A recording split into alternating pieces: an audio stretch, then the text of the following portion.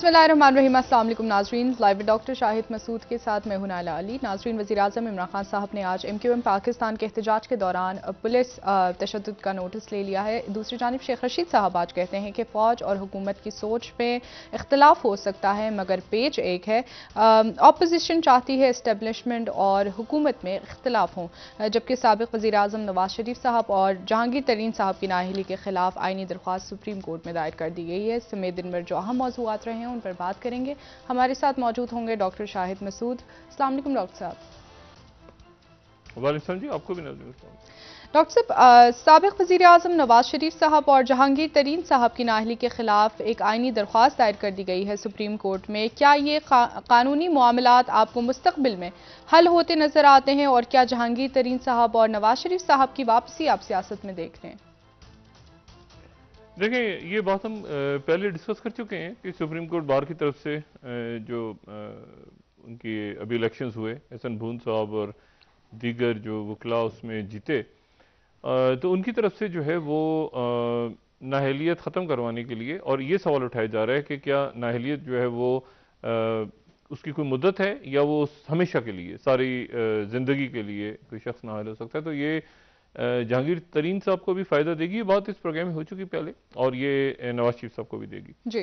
तो ये अब और इसको पिटीशन को दायर करने से पहले मैं ये बताऊं कि जो सुप्रीम कोर्ट बार है उसने डिस्कस भी किया मुख्तलिफ जज साहिबान से इसकी कानूनी इसके पहलुओं को, रिटायर्ड जज साहिबान से, लीगल फ्रेटर्निटी से। उसके बाद ये पिटीशन जो है ये दायर हुई है, और उसके साथ ही दो चार और मामलात हैं ऐसे जो मुल्की सियासत में मेरा ख्याल है अहमियत के हामिल हैं अगले चंद रोज़ में। एक तो ये है कि जस्टिस गुलजार अपना जो उनकी मुद्दत बड़े अहसन तरीके से सरंजाम देने के बाद वो जो है वो अपना ओहदा छोड़ रहे हैं, और नई चीफ जस्टिस का नोटिफिकेशन हो चुका है। जस्टिस उमरत अहमद दयाल साहब, हमारी बेहतरीन ख्वाहिशात उनके साथ, अल्लाह ताला उनके हाथ से इंसाफ करवाए। और उसके बाद फिर जो सेकंड पोजीशन पे जो सुप्रीम कोर्ट में जो सीनियर तरीन जज होंगे वो जस्टिस काजी फाइज ईसा साहब होंगे। और सुप्रीम कोर्ट के जो भी तरीक़ाकार को समझते हैं लोग, ज़ाहिर है बहुत से लोग जो वकला हैं या जज साहिबान हैं या जो लॉ से मुतल्लिक लोग हैं वो जानते हैं कि जो नंबर 2 पोजीशन पे जो सीनियर मोस्ट जज होते हैं वही फिर जो बेंचेस की तश्कील होती है, किस जज को कैसे बेंचेस बनाने हैं, तो वो चीफ जस्टिस साहब की मुशावरत से फिर वो काफ़ी उनके पास जो एडमिनिस्ट्रेटिव मामलात होते हैं वो भी सुप्रीम कोर्ट के जो हैं वो जस्टिस फाइज ईसा साहब देखेंगे। तो जस्टिस फाइज ईसा साहब की आमद से पहले शहजाद अकबर साहब की रवानगी को उस तनाजुर में भी एक मेरा ख्याल है कि एक वो भी सिलसिला बनता है कि शहजाद अकबर साहब जो हैं वो चूँकि जस्टिस फाइज ईसा साहब को और उनकी अहलिया को मुसलसल जो है वो हरासा करते रहे, उनकी अहलिया जाती रही बार बार अदालतों में, और वो कभी FIR नहीं कट रही कभी, और फाइज ईसा साहब ने चंद रोज पहले खुद भी कहा। तो अब ये देखना है कि और एक फैसला जो तफसीली फैसला है उसने भी आना है अभी। तो अदालतों की तरफ से आने वाले चंद दिन जो हैं वो इस्लामाबाद हाई कोर्ट और सुप्रीम कोर्ट, और इसको हुकूमत कैसे देख रही है, इमरान खान साहब कैसे देख रहे हैं इन सारे मामलात को। क्योंकि देखिए दो बातें हुई हैं पिछले 24 घंटों में। एक तो ये हुआ कि जो रावी जो डेवलपमेंट प्रोजेक्ट है उसको लाहौर हाई कोर्ट ने ख़त्म किया, और उसके बाद आज तफसीली फ़ैसला उसका है जो काफ़ी तवील फ़ैसला है, 200 से ज़्यादा सफ़ात मुश्तमिल है। तो उसको चैलेंज किया है पंजाब हुकूमत ने, और ये जो है इमरान खान साहब के लिए काफ़ी अहम था क्योंकि ये चल तो बहुत पहले से रहा था, मुशर्रफ साहब के दौर से भी पहले से, लेकिन ये इमरान खान साहब ने इसको अपने नए पाकिस्तान प्रोजेक्ट का हिस्सा बनाया था। और ये वो ज़मीनें थीं जिन पे सिविल सोसाइटी और किसानों को और बहुत ज़्यादा जो लोग गरीब गुरबा हैं उनका कहना ये था कि कब्ज़ा हमारी ज़मीनों पे किया जा रहा है। बहरहाल उसको चैलेंज किया है पंजाब हुकूमत ने सुप्रीम कोर्ट में, लेकिन उसके साथ ही आज इमरान खान साहब ने आज अदालती इस्लाहात सुबह उन्होंने ऐलान किया, तो उसको सुप्रीम कोर्ट बार एसोसिएशन की तरफ से, वकला की तरफ से मुस्तरद कर दिया गया। और उन्होंने कहा है कि जी ये जो हुकूमत की तरफ से अदालती इस्लाहात की गई हैं इसमें हमें جو ہے وہ اعتماد میں نہیں لیا گیا۔ اچھا، اب اس کے بعد یہ ہوا ہے کہ وزارت قانون کی طرف سے ان کے موقف کو مسترد کر دیا گیا ہے، جو سپریم کورٹ بار ایسوسی ایشن کا موقف ہے۔ تو یہ اب معاملہ جو ہے یہ ایک انتشار سا آپ کہیں اس کو، یا ایک داخلی یعنی جو بھی کچھ ہو رہا ہے وہ ایک عجب سے رخ پہ جا رہا ہے۔ اور آج یہ خبریں بھی آئی ہیں، اب اس کے اوپر حکومت کا کیا رسپانس ہوتا ہے۔ میں کافی دنوں سے یہ پہلے بھی بات کر چکا ہوں کہ مجھے اس بات میں کہیں پر یہ جو فورن فنڈنگ کے ایشوز ہیں اس کو خان صاحب دیکھیں کہیں یہ مکس نہ ہو جائے شوکت خانم کی فنڈنگ کے ساتھ۔ تو آج خبریں آئی ہوئی ہیں کہ جی وہ کچھ لوگوں نے کہا کہ جی ہم نے تو فنڈنگ جو ہے وہ کی تھی ہاسپٹل کے لیے، لیکن ہمارے جو فنڈز ہیں وہ انتخابات میں مختلف لوگوں کی انتخابی مہم میں خرچ ہو گئے۔ تو اس کو ذرا تھوڑا سا میرا خیال وزیر اعظم صاحب دیکھیں، اور آج پھر الیکشن کمیشن کی طرف سے کہہ دیا گیا کہ جی ہم جو ہے وہ ہم بنا نہیں سکتے۔ وزارت سائنس کی طرف سے کہہ دیا گیا کہ ہم اسلام آباد کی جو ہم نے مشینیں دکھائی تھیں ای وی ایم مشینیں، وہ تو باہر سے ہم نے خرید کے اور ایک ماڈل کے طور خرید کے نہیں، وہ تو ایک سیمپل دکھائے تھے، ہم تو تیار نہیں کر سکتے۔ تو اس کے اوپر بھی حکومت کا ایک موقع۔ تو چھوٹے چھوٹے ایسے ایشوز ہیں جن کو میرے خیال سے خان صاحب تو شاید نہیں، لیکن ان کے جو مشیر ہیں یا وزیر ہیں متعلقہ، ان کو دیکھنا چاہیے کہ یہ ان ایشوز کو ریزالو کیا جائے، تاکہ یہ وزیر اعظم صاحب کو جو ایشوز ہیں وہ ذرا جو بڑے ایشوز آس پاس جنم لے رہے ہیں، اور ایک آپ سمجھیں کہ ایک جنگ کا تقریباً آغاز ہو چکا۔ میں اس کو جنگ کو اس لیے اس کا آغاز کہہ رہا ہوں کہ یہ جنگ آلریڈی چل رہی ہے مختلف محاذوں پہ، مختلف شکلوں میں۔ اچھا، 24-48 گھنٹوں میں کیا ہوا؟ 24 گھنٹوں میں کیا ہوا؟ 24 گھنٹوں میں یہ ہوا جی کہ بہت بڑا واقعہ یہ کہ سیکریٹری بلنکن نے جو ہے وہ تحریری جواب دے دیا پریزیڈنٹ پیوٹن کو۔ ان کی طرف سے جو ڈیمانڈ ہو رہی تھی کہ ہمیں لکھ کے بتایا جائے کہ کیا امریکہ جو ہے وہ، امریکہ اور نیٹو ان کے اتحادی، کیا مشرق کی طرف نہیں آئیں گے؟ یہ جو وعدہ تھا جو 2008 میں ہم سے کیا گیا تھا یا 1997 میں کیا گیا تھا اس کے سوویت یونین ختم ہونے کے بعد، تو ہمیں اس کو لکھ کے ہمیں گارنٹی دی جائے۔ اب جو سیکریٹری بلنکن نے بڑی کلیئرٹی کے ساتھ یہ جواب دیا ہے کہ یہ ممکن نہیں ہے، ہم یہ لکھ کے نہیں دے سکتے، اور ایسٹ ورڈ ایکسپینشن تو نیٹو کی ہوگی، اور ہم جو ہیں وہ ایک طرح سے انہوں نے کہا کہ سفارتکاری ہم چاہتے ہیں کہ جاری رہے اور بات چیت کا رستہ کھلا رکھا جائے، لیکن ہم تحریری گارنٹی دینے کو تیار نہیں۔ یہ کلیئرٹی کے ساتھ جو ہے وہ امریکہ نے جواب دے دیا ہے سیکریٹری بلنکن نے، اور یہ جواب دینے کے لیے جو ماسکو میں امریکن سفیر ہیں وہ وہاں پہ گئے ان کی وزارت خارجہ میں، اور انہوں نے یہ جواب تحریری جواب ہینڈ اوور کر دیا۔ ابھی تک سامنے نہیں آیا، لیکن اس کے جو مختلف امپورٹنٹ پوائنٹس ہیں وہ سامنے آ گئے ہیں۔ اچھا، اس کے ساتھ ہی نیٹو نے جو نیٹو کے سیکریٹری جنرل ہیں انہوں نے برسلز میں یہ ہینڈ اوور کر دیا ہے ماسکو کے جو ایمبیسڈر یا جو بھی نمائندے وہاں موجود ہیں ان کے ہینڈ اوور کر دیے، اور ان کو یہی جواب نیٹو کی طرف سے آیا ہے کہ جی ہم کوئی گارنٹی نہیں لے سکتے کہ ہمارے اندر مزید اراکین شامل نہیں ہوں گے فیوچر میں، ہم کوئی تحریری گارنٹی نہیں لے سکتے۔ اور یہ جو اب اس کے اوپر جو رشیا کا رسپانس ہے وہ رسپانس جو ہے وہ یہی ہے کہ ہمیں مایوسی ہوئی اس کے اوپر، اور یہ جو ہے یہ ہمارے لیے قابل قبول نہیں ہے، اور ہم اس تحریری جواب کو مسترد کرتے ہیں۔ اور ان کا کہنا یہ ہے کہ ہمارا جو بھی ہماری اب حکمت عملی ہوگی ہم اس کے اوپر آگے جائیں گے۔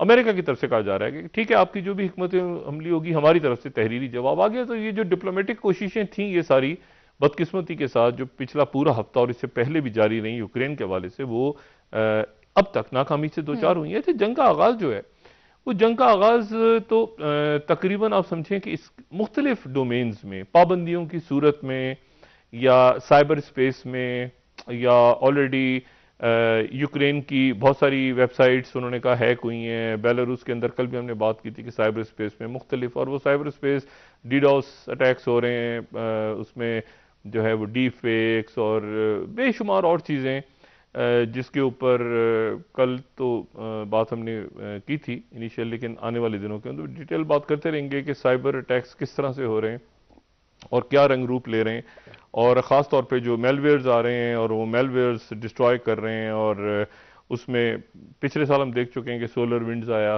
2 سال پہلے، اس نے آ کے ڈسٹرائے کیا پورے سسٹمز کو امریکہ میں، اور اس کے بعد ڈی فیسنگ ہو رہی ہے ویب سائٹس کی، تو یہ سارا جو کچھ ہے، اور اس کے ساتھ انٹرنیٹ آف تھنگز IoTs جس کو کہتے ہیں، اس میں بہت کچھ ہے. اب اس میں سائبر میں کہاں تک جائیں گے دونوں ملک، اس پہ آنے والے دنوں میں بات کرتے رہیں گے تھوڑا بہت. اور اس میں آرٹیفیشل انٹیلیجنس چونکہ اب ایڈ آن ہو گئی ہے، اور کلاؤڈ کو کیسے پروٹیکٹ کریں گے، اس کو سیکیور کیسے کریں گے ملک، اپنی ساری کی ساری جو انفارمیشنز ہیں اس ڈیٹا کو جو کہ کلاؤڈ میں موجود ہیں ان کو کیسے کریں گے. اور سن بسٹ میل ویئر ہمیں پتہ ہے آیا، اس نے بڑی بڑی تباہی پھیلائی کچھ عرصہ پہلے.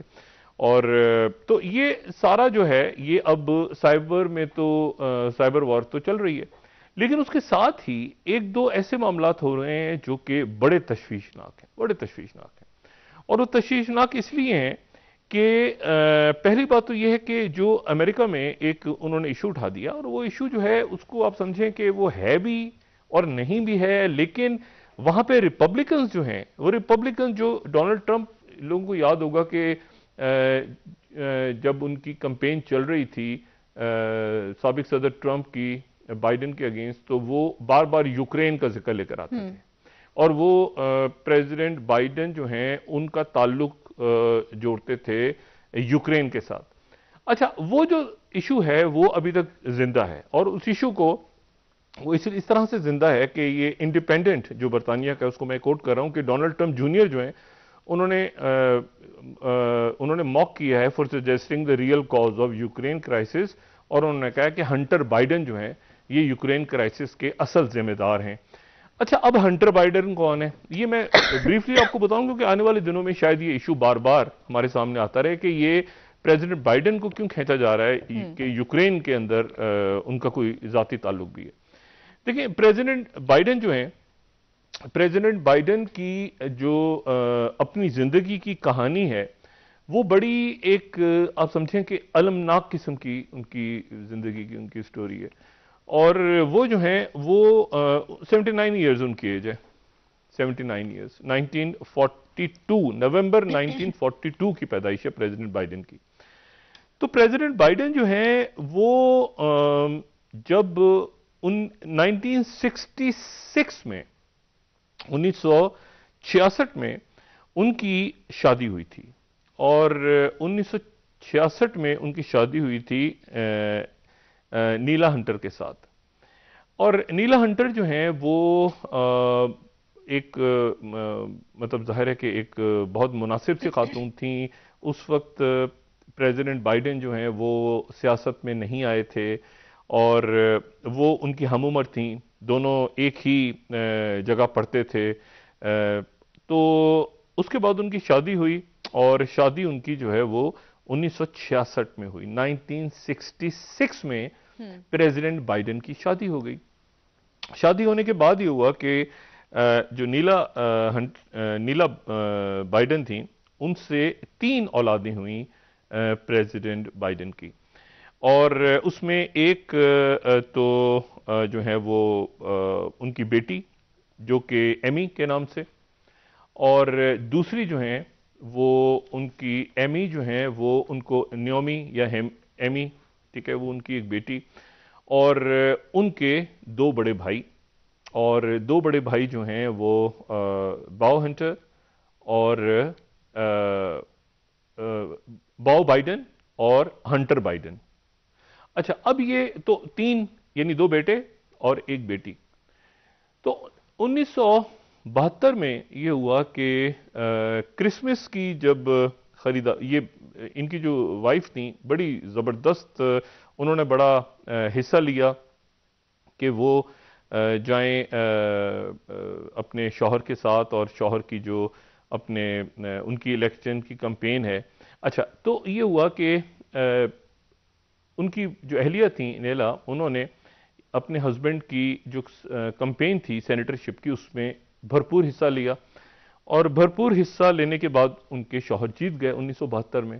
اور اس کے بعد جب یہ ہوا کہ کرسمس کی خریداری کے لیے ان کی اہلیہ جا رہی تھیں اپنے دونوں بیٹوں کے ساتھ، ایک بیٹا ان کا جو ہے وہ جو باؤ ہے، باؤ بائیڈن، اور دوسرا جو ہنٹر بائیڈن، اور بیٹی جو ہے ایمی وہ 1 سال کی.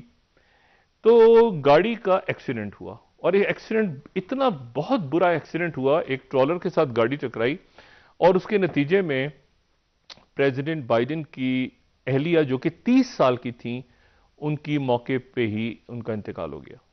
اس وقت ان کی عمر 30 سال تھی ان کی اہلیہ کی, اور پریزیڈنٹ بائیڈن کی بھی اتنی ہی عمر تھی تقریباً. اور ان کی جو 1 سال کی بیٹی تھی اس کی بھی ڈیتھ ہو گئی اپنی ماں کے ساتھ ہی. صحیح. اور دونوں جو بیٹے ہنٹر اور باؤ وہ شدید زخمی ہو گئے, اور شدید زخمی حالت میں ان کو ہسپتال میں لے جایا گیا. بہت سے فریکچرز اور بہت شدید زخمی تھے, اور اہلیہ کی ڈیتھ ہو گئی اور بیٹی کی ڈیتھ ہو گئی. تو اس کے بعد جو ہے وہ جب پریزیڈنٹ بائیڈن نے اپنے عہدے کا حلف اٹھایا زندگی میں پہلی بار سینیٹر کے طور پہ, تو ان کے دونوں بچے جو ہیں وہ ان کے دونوں بیٹے 4 سال کا اور 6 سال کا وہ ہاسپٹل میں شدید زخمی حالت میں تھے. اس کے بعد یہ ہوا کہ وقت گزرتا رہا بہرحال, اور اس کے کوئی 4.5-5 سال کے بعد جو ہے وہ جل بائیڈن سے ان کی جو اب فرسٹ لیڈی ہیں امریکہ کی, ان سے ان کی ملاقات ہوئی, اور پھر ان کی جو ہے وہ 75 میں ملاقات ہوئی. 72 میں ڈیتھ ہو گئی تھی پہلی وائف کی, 75 میں ان کی ملاقات ہوئی جل بائیڈن سے, اور 77 میں ان کی شادی ہو گئی. اور جل بائیڈن جو کہ موجودہ جو فرسٹ لیڈی ہیں ان سے ایک ہی بیٹی ہے جو کہ ایشلے بلیزر کے نام سے, جن کی تصویر ابھی ہم پہلے دیکھ رہے تھے پریزیڈنٹ بائیڈن کے ساتھ. تو ان کی آپ سمجھیں کہ ان کا ایک بیٹا ہے جن کی والدہ جو ہیں وہ ان کا انتقال ہو چکا ہے. تو جو موجودہ فرسٹ لیڈی ہیں جل بائیڈن ان کے وہ پہلے بیٹے ہیں, اور دوسرے جو بیٹے جو باؤ بائیڈن, وہ باؤ بائیڈن کے ساتھ بھی کیا ہوا کہ باؤ بائیڈن جو ہیں وہ آرمی میں چلے گئے, اور آرمی میں گئے اور ساتھ ساتھ ان کو قانون پڑھنے کا بھی بڑا شوق تھا. تو وہ پھر اٹارنی جنرل بنے اپنی ریاست کے, اور عراق وار میں انہوں نے بڑا سرو کیا, ان کو برونز میڈل بھی ملا. لیکن یہ ہوا کہ ایک دن ان کو 2010 میں ان کو سر میں درد ہوا. یہ بائیڈن کے 2 بیٹے, اور مطلب بائیڈن کی ایک بیٹی کا تو انتقال بچپن میں ہی ہو گیا, 2 بیٹے جو جوان ہوئے, اب ان میں سے ایک بیٹے کا میں ذکر بتا رہا ہوں جو کہ باؤ کے نام سے. تو وہ جو ہیں ان کے سر میں درد ہوا, وہ گئے چیک اپ کروایا. تو اس وقت پریزیڈنٹ بائیڈن وائس پریزیڈنٹ تھے امریکہ کے. بیٹا ان کا جو ہے وہ پتہ کیا کہ چیک اپ کروایا, بیٹا ان کا اٹارنی جنرل 2 دفعہ منتخب ہو چکا تھا, اور ریاست کے گورنر کے لیے وہ الیکشن لڑنے جا رہا تھا. تو پتہ چلا کہ ایک بہت ہی ریئر قسم کا گلیوبلاسٹوما کے نام سے ایک برین ٹیومر ہے, جو کہ بہت ہی مہلک, بلکہ شاید سب سے زیادہ شدید مہلک اگر آپ کہیں کہ برین ٹیومر ہو سکتا ہے, تو وہ ان کے بیٹے کو ڈائگنوز ہوا. اور ان کا بیٹا جو ہے وہ 46 سال کی عمر میں, جبکہ باپ امریکہ کا نائب صدر تھا, 2015 میں ان کے بیٹے کی ڈیتھ ہو گئی. صحیح. تو ایک بیٹی کی ڈیتھ ہو گئی بچپن میں, اور ایک بیٹے کی ڈیتھ ہو گئی, وہ 46 سال کی عمر میں ڈیتھ ہوئی, اور بیوی کی ڈیتھ ہو گئی, پہلی بیوی کی ڈیتھ ان کی 30 سال کی عمر میں. اس کے بعد یہ ہوا کہ جب آخری رسومات ہوئیں تو صدر بھی تھے اس میں, اوباما اور ان کے اہل خانہ بھی تھے, اور اس کے بعد جو ہیں وہ president Bill Clinton, Hillary Clinton, اور سارا امریکہ بڑا سوگوار تھا جب نائب صدر کے بیٹے کا انتقال ہوا. اور اس کے بعد پھر ان کی ایک بیٹی جو کہ فیشن ڈیزائنر ہے, ان کی شادی ہو چکی ہے ایک سرجن کے ساتھ وہاں پہ, اور جو ہیں وہ ہنٹر بائیڈن ان کے اکلوتے بیٹے. اب ہنٹر بائیڈن جو ہیں وہ ڈیل کرتے ہیں فائنینس کے ساتھ, وہ مالیاتی دنیا میں مالیاتی اداروں کے ساتھ ڈیل کرتے ہیں مختلف فائنینسز میں اور ادھر ادھر. تو ان کے اوپر جو ہے, ان کے اوپر یہ الزام لگا کہ جب وہ 2014 میں جب وہ ان کے والد جو ہیں وہ نائب صدر تھے, تو اس وقت ہنٹر بائیڈن نے کچھ ایسی کمپنیز کے ساتھ معاملہ کیا جس سے ان کو یوکرین, جب ظاہر ہے 2014 میں سارا یوکرین کا پھڈا پڑا, تو اس وقت جو ہیں وہ پریزیڈنٹ بائیڈن نائب صدر تھے. تو الزام یہ لگا کہ جی ان کے جو بیٹے ہیں وہ وہاں پہ بزنسز میں انوالو ہیں, اور بزنسز کے اندر انہوں نے وہاں پر جو ہے وہ مختلف چائنا میں بھی اور ادھر ادھر کمپنیز کے اندر بورڈ آف ممبرز میں وہ رہے ہیں، اور یہ 2019-2020 میں پریزیڈنٹ ٹرمپ بار بار یہ الزام لگاتے رہے کہ یوکرین کے اندر ان کا بیٹا جو ہے ہنٹر بائیڈن انوالو ہے. تو اب اس الزام کو بی آر ایچ کے اندر جو پارٹنرز بنے، اور بی آر ایچ جو ہے وہ بڑے ایک آپ سمجھیں کہ ایک بہت امیر شخصیت، ارب کھرب پتی یوکرین کے، ان کی وہ کمپنیز ہیں.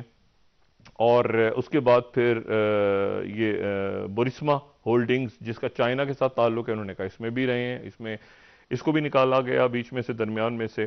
اور سولوچوچ مکو لسکی کے نام سے ایک بہت بڑا یوکرین کا ٹائکون آپ سمجھ لیں، بہت بڑا شخص جس کے اوپر منی لانڈرنگ کے الزامات بھی ہیں، وہ اس کمپنی کا مالک. تو بہرحال یہ الزامات لگتے رہے. اب اس الزام کو جناب دوبارہ دہرایا ہے، اور اس کو یہ ہم بی بی سی دیکھنا چاہیں تو بی بی سی میں دیکھ سکتے ہیں. یہ چھٹی سلائیڈ جو کہ Hunter Biden what he was doing in China and Ukraine, یہ الزامات ہیں جو پہلے لگ چکے ہیں. اور ایسوسیٹ پریس کی سٹوری کہ the story behind Biden son Ukraine and Trump's claim, اس وقت کی سٹوریز ریفرنسز میں اس لیے دے رہا ہوں کہ جس کسی نے دیکھنا ہو تو وہ یہ دیکھ سکے. اور پھر چوتھی سلائیڈ جو ہے کہ what we know about Hunter Biden's businesses in China. اچھا، اور یہ جو ہے اس ایشو کو دوبارہ اٹھا لیا ہے وہاں پر ریپبلکنز نے، کچھ ریپبلکن سینیٹر رائٹ ونگ ادھر ادھر، تو ایک اندر بھی وہ دوبارہ سے اس ایشو کو چھڑا ہے کہ بھئی یوکرین میں آخر پریزیڈنٹ بائیڈن کو کیا پرابلم ہے، کہ کیوں اتنا وہ سیریس ہیں. لیکن میرا خیال ہے کہ یہ بہت زیادہ جو امریکہ میں اس وقت ماحول بنا ہوا ہے رشیا کے اگینسٹ یا جو چائنا کے اگینسٹ، اس کے اوپر ان سٹوریز کا کوئی خاص فرق نہیں پڑے گا. لیکن بہرحال ایک سٹوری جو ہے اپنی جگہ وہ چل رہی ہے، وہ الزام لے کے کہ یہ وجہ ہے کہ جس کی وجہ سے یوکرین میں پریزیڈنٹ بائیڈن کو بھی دلچسپی ہے اور ان کے بیٹے کو بھی دلچسپی ہے. یہ سابق صدر ٹرمپ یہ دوبارہ لے کر آ گئے ان کے صاحبزادے. اچھا، اب ہوا کیا ہے؟ ہوا یہ ہے کہ ایک واقعہ ایسا پیش آیا ہے یوکرین میں جو ذرا تشویشناک ہے، اور وہ یہ ہے کہ وہاں کی ایک یوکرین کے اندر ان کی ایک ملٹری انسٹالیشن پہ جو ہے وہ ان کے ایک فوجی نے ہی جا کے حملہ کیا، اور بہت سے لوگوں کو 5-6 لوگوں کو وہاں پہ جو ہے وہ گولیاں لگی ہیں.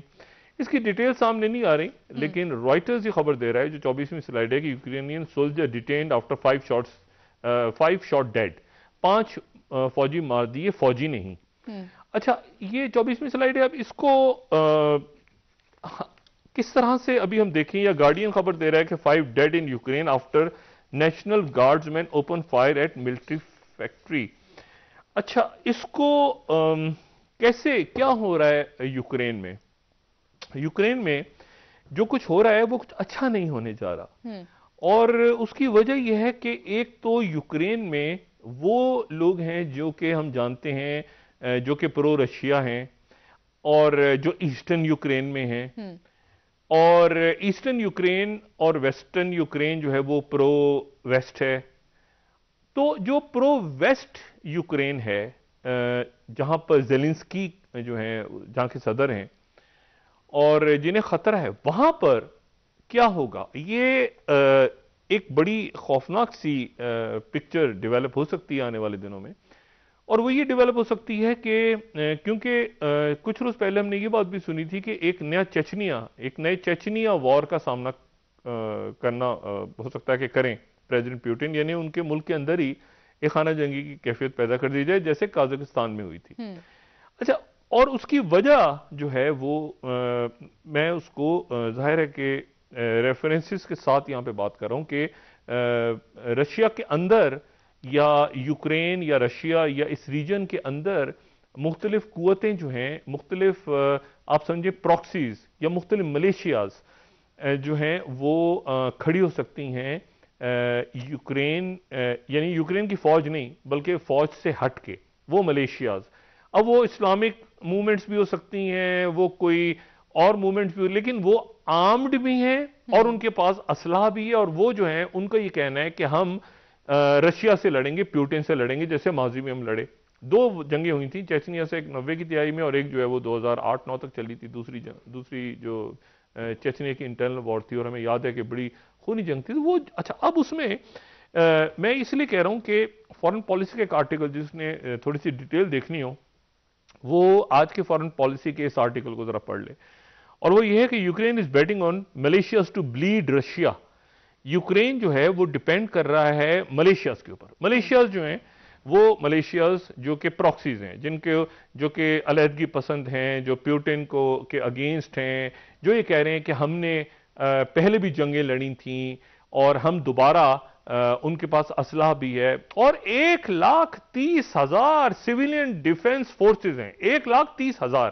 اچھا، یعنی اس کو 1,30,000 اگر یوکرین کہہ رہا ہے کہ یہ سویلین ڈیفنس فورسز کا مطلب ہے ملیشیاز، یعنی ریگولر فوج نہیں بلکہ ملیشیاز. اور دوسری جو بات ہے جو میں نے کل بھی بات کی تھی، میں آج اس کو دوبارہ دہرا رہا ہوں کہ یہ کئی ڈومینز کے اندر یہ چونکہ جنگ ہونے جا رہی ہے، اس لیے گرے زون کے اندر پھر آپ کے لیے یہ مشکل ہوتا ہے پتہ کرنا بلومبرگ کیا سٹوری دے رہا ہے. یوکرین 25ویں slide. Ukraine's paramilitaries get ready for Russia again. یعنی اس سے پہلے چیچنز نے مختلف اسلامک موومنٹ جو کھڑی ہوئی تھیں، انہوں نے جو پریزیڈنٹ پیوٹن کے لیے اور سوویت یونین کے لیے بڑا پرابلم کریٹ کیا تھا. تو اب دوبارہ جو کہ بلومبرگ کی ہماری 25 سلائیڈ ہے، اس میں یہ ہے کہ یوکرینز پہلا military get ready for Russia again. دوبارہ وہ تیاری پیرا ملٹریز جو ہیں وہ ظاہر ہے کہ وہی ہیں.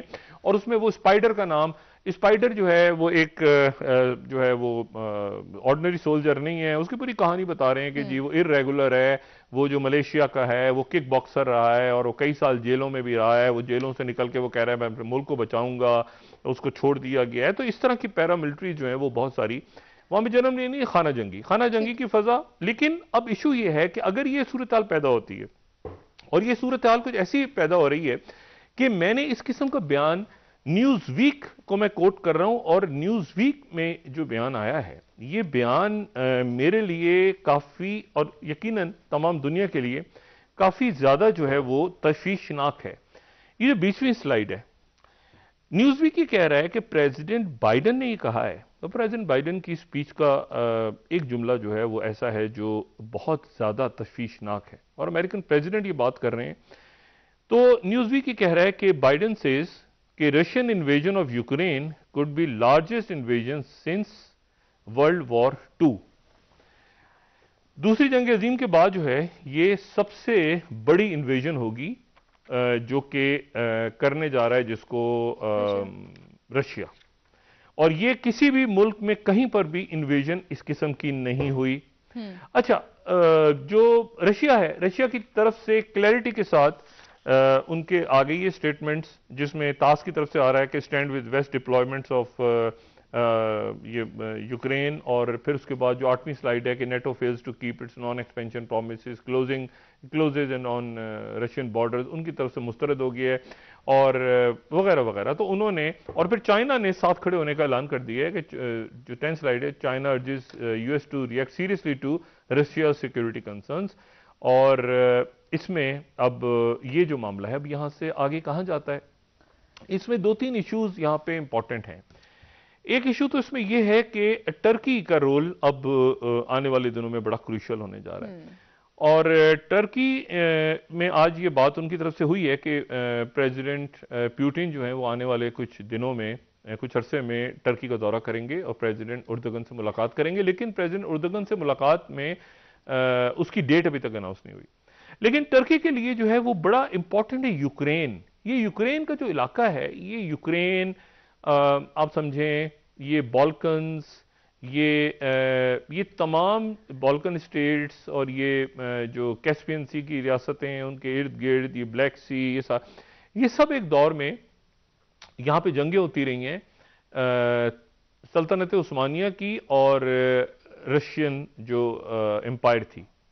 اور یہ کریمیا اور یوکرین کا جو علاقہ ہے یہ ترکی کے پاس رہا ہے، ترکی کی خانائٹ رہا ہے ایک دور میں. یہ ترکی سے مراد سلطنت عثمانیہ.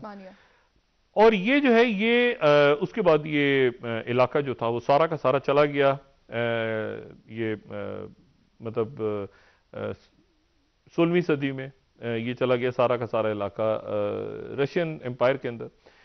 تو یہ علاقہ اسٹریٹجکلی بڑا امپورٹنٹ ہے رشیا کے لیے بھی اور ٹرکی کے لیے بھی. اور ٹرکی جو ہے وہ بینگ اے نیٹو ممبر یہ سمجھتا ہے، اس بات کو ریلائز کرتا ہے کہ ایک تو وہ نیٹو کا رکن ہے اور دوسرا یہ ہے کہ ان کو یہ بھی پتا ہے کہ یہاں پر بہت زیادہ جو انفلوئنس ہے وہ رشیا کا، اگر رشیا یوکرین میں آ جاتا ہے اور رشیا یہاں پر سینٹرل ایشیا میں بھی آ گیا، وہ ٹرکی کاؤنسل کے ملکوں میں بھی آ گیا، یہ اسفیئر آف انفلوئنس، تو پھر جو ٹرکی ہے اس کی پوزیشن کمپرومائز ہوتی ہے بہت زیادہ. تو اسی لیے ابھی تک یہ کلیئرٹی نہیں ہے، یہ بات کلیئر نہیں ہے کہ ٹرکی نے جو آفر بھی کیا تھا کہ ہم یوکرین اور رشیا کے درمیان میڈیٹ کریں گے، لیکن پریزیڈنٹ پیوٹن نے اس کے اوپر کوئی جواب نہیں دیا. وہ کہہ رہے ہیں ہم ڈائریکٹ میں بات کروں گا بائیڈن سے، اور میں یہ تو یوکرین تو ہمارا حصہ ہے اس کا کوئی. اب ٹرکی اور رشیا کے کئی جگہوں پہ معاملات وہ ایک ساتھ بھی ہیں، لیکن سیریا میں، لیبیا میں اور کئی، تو یہ جو لیکن علاقہ ہے یہ ٹرکی کے لیے بھی بڑا امپورٹنٹ ہے کہ ٹرکی نے ڈیفینس پیکٹ کیا ہوا ہے یوکرین کے ساتھ، اور ٹرکی نے ویپنز بھی دیے ہیں ان کو، اور ان کے ساتھ ایک اسٹریٹجک پارٹنرشپ کی یوکرین کے ساتھ. تو وہاں پر اگر انویژن ہوتی ہے یا وہاں پریشر بڑھتا ہے تو ٹرکی کا کیا رول ہوگا، یہ بڑا امپورٹنٹ ہے آنے والے دنوں میں. دوسری بات ہے کہ جرمنز نے ایک کمال کیا ہے. جرمنز نے دو باتوں کا اعلان کیا. ایک تو انہوں نے کہا ہے، جو جس کو میں نے پہلے سوچا کہ شاید میں اس کو ایک لطیفہ سمجھ رہا ہوں، لیکن پھر یہ اندازہ ہوا کہ اس کو تو لطیفہ بہت سے لوگ سمجھ رہے ہیں. جرمنی نے یوکرین کو کہا ہے کہ ہم آپ کو ہیلمٹس دیں گے 5,500، اسلحہ نہیں دیں گے، ہیلمٹس دیں گے. یہ جو 14ویں سلائیڈ ہے. اچھا، یعنی اسلحہ نہیں دیں گے آپ کو، ہم ہیلمٹس دیں گے، آپ سر پہ پہنے اور اپنی حفاظت کریں اگر جنگ چھڑ جائے تو. اچھا، یہ رائٹرز کی خبر ہے 14 سلائیڈ کی، آفرز یوکرین ہیلمٹس، اور وہاں سے وہ اسپیچ لیس ہیں، وہ خاموش بیٹھے ہیں یوکرین میں لوگ کہ بھئی ہیلمٹس کو ہم کیا کریں گے لے کے، ہیلمٹس کیا کرنا ہے. اور پھر اس کے بعد CNBC نے اس پہ تبصرہ کیا کہ اٹس اے جوک، ایک لطیفہ ہے جو جرمنز نے سنایا ہے کہ 5,500 ہیلمٹس دیے جائیں رشیا سے جب جنگ چھڑے. تو CNBC کی جو نیوز ہے 15ویں سلائیڈ کہ وہ دے دیے جائیں وہاں پہ، ان کو ہیلمٹس دے دیے جائیں یوکرین میں. یہ جو ہے، یہ میں آپ کو صرف یہ بتاؤں کہ یہ ایک خونی سا ایک تنازع جو ہے نا، اور سائبر میں بھی جب اگر آپ دیکھتے ہیں اس کو اگر آپ اور جگہوں پر بھی دیکھتے ہیں تو آپ کو ایک بڑا انیزینس سی فیلنگ نظر آتی ہے کہ یہاں پہ بیلاروس کے اندر ہم نہیں جانتے گیس 400 آ گئے ہیں کہ نہیں آئے، اور یہ ڈپلومیٹس کے ساتھ اور باقی لوگوں کے ساتھ. اس سے پہلے 79 میں جب سوویت انویژن ہوئی تھی، تو اس سے پہلے ہم سب جانتے ہیں کہ سوویت یونین وہاں پر آیا اور فوجیں آئیں، اور پھر اس کے بعد ببرک کارمل اور حفیظ اللہ امین، اور یہ سارا ہم پوری ہسٹری جانتے ہیں. لیکن ایک واقعہ ایسا ہے جو 14 جنوری اسی سال یعنی 79 میں 14 جنوری کو ایک بڑا افسوسناک واقعہ پیش آیا تھا. اور وہ واقعہ یہ تھا کہ ایک امریکن ڈپلومیٹ جو افغانستان میں امریکہ کے سفیر تھے، ایڈولف ڈبز کے نام سے. ایڈولف ڈبز جو ہیں یہ سوویت یونین میں رہے امریکہ کے ایمبیسڈر، اور پھر یہ سوویت یونین میں رہنے کے بعد یہ افغانستان آ گئے تھے. اور یہ پشتو بھی بولتے تھے، اور یہ جو ہیں یہ رشین بھی بولتے تھے، اور یہ پورے اس ریجن کو دیکھ رہے تھے امریکہ. اور ان کے اوپر نظر تھی بہت زیادہ، بڑی گہری نظریں تھیں ان کے اوپر. ظاہر ہے کہ رشینز کی بھی اور باقی جو خطے میں پاورز اس وقت کھیل سارا کر رہی تھیں. تو یہ ہوا کہ 14 فروری 79 کو، یعنی سوویت فوج کے آنے سے کچھ عرصہ پہلے، کچھ مہینے پہلے، ان کو اغوا کر لیا گیا، اور اغوا کر کے کابل سرینا ہوٹل اس وقت بھی تھا. جی. کابل سرینا ہوٹل کے کمرہ نمبر 117 میں ان کو لے گئے، اور پھر امریکن اسٹیٹ ڈپارٹمنٹ اور ساری دنیا کے امریکن سفیر کو اغوا کر لیا گیا کابل میں. یہ میں نے آپ سے کہا نا کہ بڑی جنگوں میں یہ چھوٹے چھوٹے واقعات کبھی تاریخ میں ہم ڈسکس نہیں کرتے، لیکن وہ بلڈ اپ ہو رہے ہوتے ہیں، اور وہ ایک کسی بڑے ایونٹ کی طرف وہ خود بخود جا رہے ہوتے ہیں گرے رینو کی صورت میں، یا کہیں بلیک سوان بھی ہو سکتا ہے، لیکن گرے رینو بھی ہو رہا ہے، اور وہ ہوتا وہ نظر آ رہا ہے ہمیں. تو یہ ہوا کہ وہ امریکن ایمبیسڈر کو قتل کر دیا گیا، اور گولیاں ماری گئیں، اور امریکن ایمبیسڈر کابل میں امریکن ایمبیسڈر کو قتل کر دیا گیا. تو بہت زیادہ اس کے بعد سوویت فوج، یعنی سوویت فوج کے آنے سے پہلے امریکن ایمبیسڈر کو قتل کر دیا گیا تھا کچھ عرصہ پہلے. یہ بات شاید بہت سے لوگوں کو سر ایک بریک کا وقت ہے ڈاکٹر صاحب، کو یاد نہ ہو، لیکن ہاں اچھا میں صرف ایک بات کہہ دوں، یہ جو 17ویں سلائیڈ ہے نا 40 years old murder mystery the death of a US ambassador, اس کو CNN پہ سرچ کریں تو آپ کو اس کے بارے میں ڈیٹیلز مل جائیں گی کہ US ایمبیسڈر کا ایک مرڈر ہو گیا تھا افغانستان میں. میں صرف یہ بتا رہا ہوں جو 17ویں سلائیڈ ہے کہ بہت سارے ایونٹس ایک بڑے واقعے کی طرف جا رہے ہوتے ہیں، اور اس بڑے واقعے کو کیسے روکا جاتا ہے، اس میں ڈپلومیٹس، اس میں چھوٹی جنگیں، اس میں یہ جو پلین کریش ہو رہے ہیں، اس میں جو باقی واقعات ہو رہے ہیں، یہ سارے جو ہیں یہ واقعات پھر اگر ان کو نہ روکا جائے خاص مرحلے پہ، ان کو ٹھنڈا نہ کیا جائے، بدقسمتی سے درمیان میں، یعنی اب مجھے بتائیں رشیا اور امریکہ کے درمیان کون صلح کروائے گا، چائنا اور انڈیا کے درمیان کون صلح کروائے گا؟ یعنی وہ فورسز نہیں ہیں، وہ قوتیں نہیں ہیں دنیا میں جو کوئی رول پلے کر سکیں کہ یار درمیان میں ڈپلومیسی کی طرف جانا ہے، مزید خونی جنگیں، مزید ڈی اسٹیبلائزیشن نہیں ہونی چاہیے. صحیح ہوگا. ٹھیک ہے ڈاکٹر صاحب، ایک بریک کا وقت ہوا ہے، واپس آ کے آپ سے مزید بات کریں گے. ناظرین ایک بریک ہمارے ساتھ رہیے.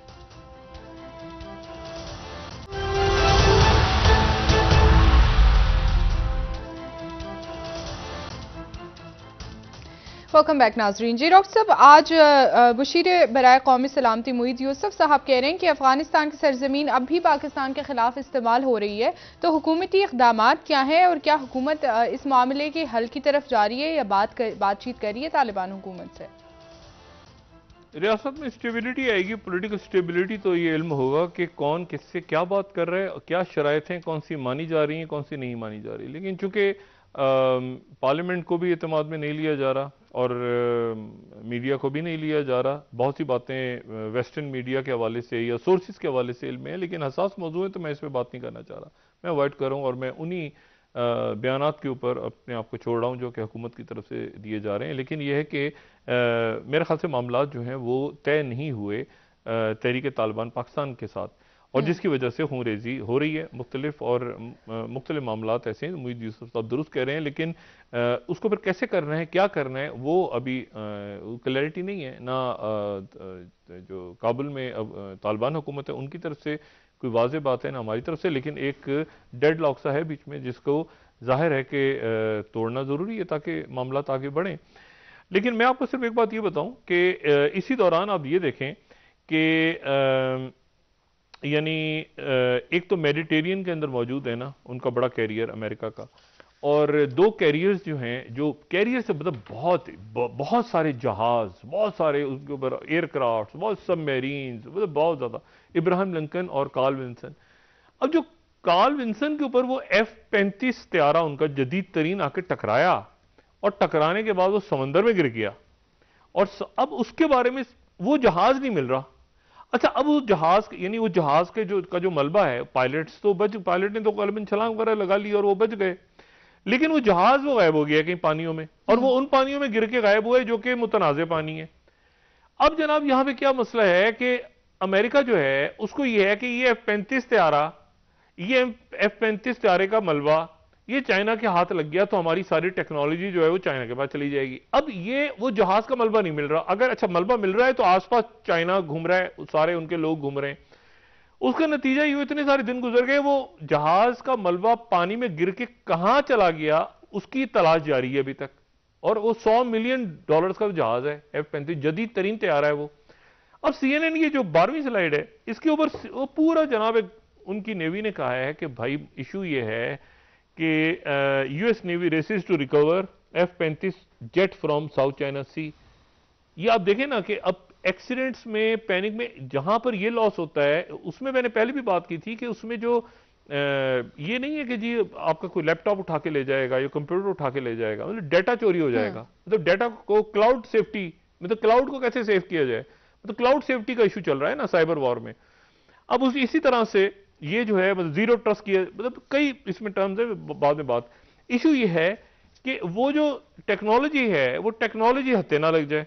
اور CNN، میں نے آپ سے کہا نا کہ یہ جو CNN کی خبر ہے، 12ویں سلائیڈ، یہ بات کر رہی ہے کہ جی وہ F-35 طیارہ کسی طرح سے ساؤتھ چائنا سی سے مل جائے، اور وہ اس میں کنسرن یہ ہے کہ وہ ان کے ہتھے نہ لگے، کیونکہ اگر ان کے ہتھے لگ گیا تو پھر اس کے بعد ایک نیا ایشو کھڑا ہوگا. نیا ایشو کیا، وہ ٹیکنالوجی نکل جائے گی ہاتھ سے، اور وہ کبھی بھی نہیں چاہیں گے کہ یہ ٹیکنالوجی جو ہے یہ ان کے پاس جائے. ایک تو بات یہ ہو گئی. دوسری جو بات ہے، دیکھیں کانفلکٹس اپنی جگہ تیزی پکڑ رہے ہیں اور ان یوزول واقعات ہو رہے ہیں، غیر یقینی.